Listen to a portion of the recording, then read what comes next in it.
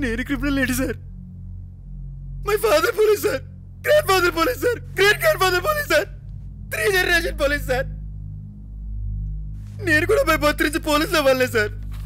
దురదృష్టం అంతే. మీరు అయ్యారు, నేను కాలేపోయిన అంతే. నా కూతురినే తీసుకొస్తారా మీరు?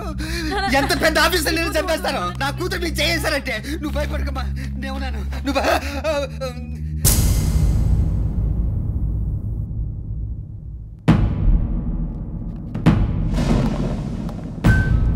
సీతారాం. అవును సార్. ఎక్కడ అలెగ్జాండర్ ఎక్కడ? తెలియదు సార్.